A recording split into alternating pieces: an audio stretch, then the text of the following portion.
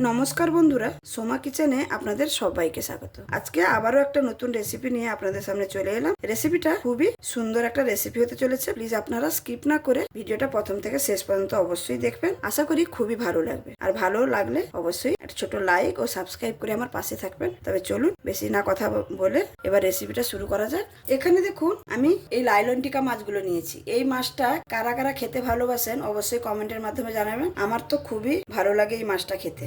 আর আপনারা কি নামেও চেনেন অবশ্যই জানাবেন। আমরা তো লাইলন টিকা মাছ বলি। এখানে দেখুন আমি 5 পিস মাছ নিয়েছি। এই মাছটাকে কেটে বেছে ভালো করে ধুয়ে পরিষ্কার করে নিয়েছি। এবার মাছের মধ্যে আমি হলুদ আর লবণ মাখিয়ে নেব।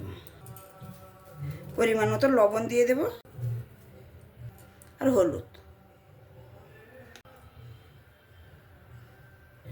আর লবণ দিয়ে দিয়েছি। এবার ভালো করে মাছের গায়ে হলুদ আর লবণটা মাখিয়ে নেব। আমি আজকে এই মাছটা ঝাল রান্না করে দেখাবো। তার জন্য দেখুন এখানে আলু আমি কেটে রেখেছি লম্বা লম্বা করে।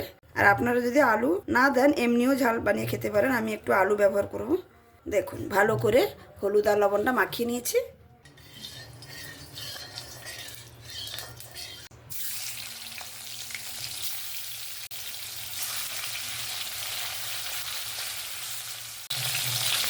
এখানে আমি কড়াইতে তেলটা গরম করে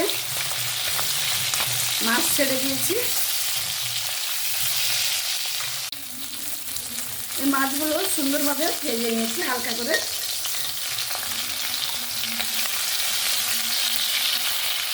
বাদ বাকি মাছগুলো সেমভাবে ভেজে নেব।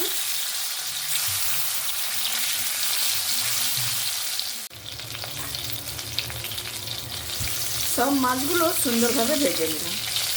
এই মাছগুলো তুলে নেব। সমস্ত মাছ ভাজার পরে আমি আলুগুলো ভেজে নেব। একটু পরিমাণ মতো একটু লবণ দিয়ে দেব, সামান্য একটু হলুদ।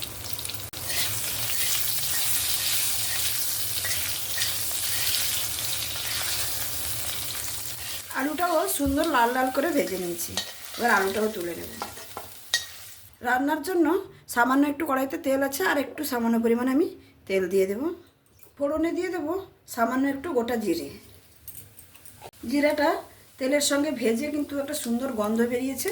তারপরে আমি দিয়ে দেব কেটে রাখা পেঁয়াজ।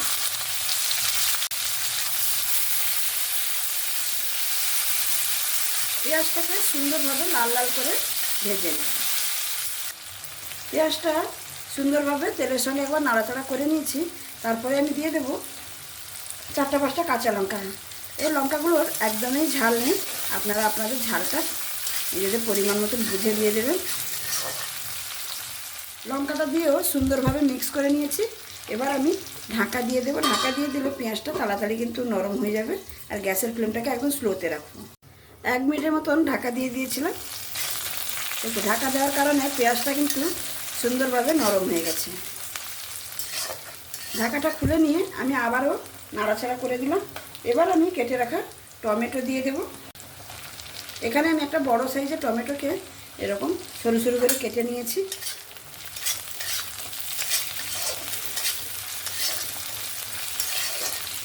টমেটোটা দিয়েও একবার নাড়াচাড়া করে দিলাম। টমেটোটা যাতে সুন্দরভাবে তাড়াতাড়ি নরম হয়ে যায় সেজন্য আমি এখানে পরিমাণ মতো লবণ দিয়ে দিলাম। রেসিপিতে যেইটুকু লবণ লাগবে আমি এখানেই দিয়ে দেব। লবণটা দিয়ে আবারও নাড়াচাড়া করে নিলাম।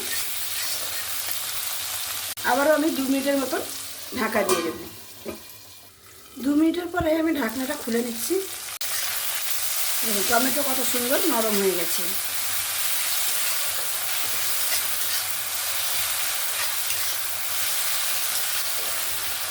টমেটো আর পেঁয়াজটাকে ভালো করে একটু নাড়াচাড়া করে নিলাম। এবার আমি এখানে কিছু মশলা ব্যবহার করব। প্রথমে দিয়ে দেব 1 চামচের মতন আদা রসুনের বাটা। এই আদা রসুনের বাটাটা আমার আগে থেকেই করা ছিল, সেই জন্য আপনাদের কাছে আর দেখাতে পারিনি। আদা রসুনের বাটা দেওয়ার সঙ্গে সঙ্গে তার সঙ্গে গুঁড়ো মশলাও আমি এখানে দিয়ে দেব। প্রথমে দেব পরিমাণ মতো একটু হলুদ, সামান্য একটু ঝাল লঙ্কার গুঁড়ো। কাঁচা লঙ্কাগুলো যে ব্যবহার করেছি আমি প্রথমেই বলেছি, কাঁচা লঙ্কাগুলো কিন্তু একদমই ঝাল নেই। আর ভালো কালারের জন্য একটু কাশ্মীরি লঙ্কার গুঁড়ো। সমস্ত মশলাটা দিয়ে এবার আমি ভালো করে কষিয়ে নেব মশলাটা। আর এখানে দিয়ে দেবো মশলা ধোয়া জলটা। এই মশলা ধোয়া জলটা দিয়েই মশলাটাকে ভালো করে কষিয়ে নিই। মশলাটাকে আমি এখানে 4-5 মিনিট ধরে ভালো করে কষিয়ে নিয়েছি। মশলা থেকে তেল ছাড়তে শুরু করেছে। আবারও একবার ভালো করে নাড়াচাড়া করে নিলাম। মশলাটা নাড়াচাড়া করে নেওয়ার পরে আমি এখানে সর্ষে বাটা ব্যবহার করছি। অবশ্যই এই রান্নাটাতে এরকম সর্ষে বাটা ব্যবহার করে দেখতে পারেন। আমি এখানে হলুদ সর্ষেটা ব্যবহার করছি, সেই জন্য আর ছেঁকে দিলাম না। আপনারা যদি কালো সর্ষে ব্যবহার করেন তাহলে কিন্তু অবশ্যই ছাঁকনি দিয়ে ছেঁকে দেবেন, তাহলে রেসিপিটা দেখতে ভালো লাগবে। সর্ষে বাটাটা দিয়েও ভালো করে নাড়াচাড়া করে নিলাম। এবার আমি এখানে পরিমাণ মতন একটু মিষ্টি দিয়ে দিচ্ছি। এখানে আপনারা চাইলে চিনি ব্যবহার করতে পারেন, আমি এখানে গুড় ব্যবহার করলাম। মিষ্টিটা দিলে কি হবে, রেসিপির মধ্যে একটা স্বাদের ব্যালেন্স আসবে আর খেতে ভালো লাগবে। আর যাদের একদমই মিষ্টি খাওয়া বারণ তারা অবশ্যই করে স্কিপ করে দেবেন, কোনো অসুবিধা নেই। আমি আবারও একটু জল ব্যবহার করলাম। জলটা দিয়ে মশলাটাকে আবারও 1 মিনিটের মতন একটু কষিয়ে নেব। 1 মিনিটের মতন কষিয়ে নিলাম। এবার আমি ভেজে রাখা আলুগুলো এখানে দিয়ে দেব। আলুটা দিয়ে মশলার সঙ্গে ভালো করে মিক্স করে নেব। ভালো করে মিক্স করা হয়ে গেছে। এবার আমি পরিমাণ মতো ঝোলটা দিয়ে দেব। আমি এখানে পরিমাণ মতন জল ব্যবহার করেছি, যেহেতু আমি মাছের ঝাল বানাচ্ছি সেজন্য জলের পরিমাণটা একটু কমই রেখেছি। আপনারা যে যেরকম জুস খেতে পছন্দ করবেন সেরকমভাবে কিন্তু জলটা ব্যবহার করবেন। এবার তরকারিতে একটা ফুট আসতে দেব। তরকারিতে সুন্দরভাবে ফুট চলে এসছে। এবার আমি ভেজে রাখা মাছগুলো দিয়ে দেব। সমস্ত মাছগুলো দিয়ে দিলাম, দিয়ে একটু নাড়াচাড়া করে নেব যাতে মাছগুলো সুন্দরভাবে জুসের মধ্যে ঢুকে যায়। আর অবশ্যই এখানে একবার লবণটা চেক করে নেব। লবণটা চেক করে নিলাম, একটু সামান্য লবণ লাগবে, তাই আমি একটু লবণ দিয়ে দেব। লবণটা দেওয়ার পরে আবারও একবার নাড়াচাড়া করে নিলাম।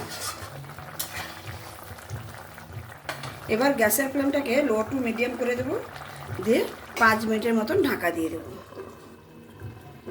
5 মিনিটের পরে আমি ঢাকনাটা খুলে নিচ্ছি। দেখুন রেসিপিটা একদমই রেডি। এর থেকে কিন্তু আর বেশি জুস কমাবো না, এরকমই রাখবো আমি জুসটা। নামানোর আগে সামান্য একটু ধনেপাতা দিয়ে দেব।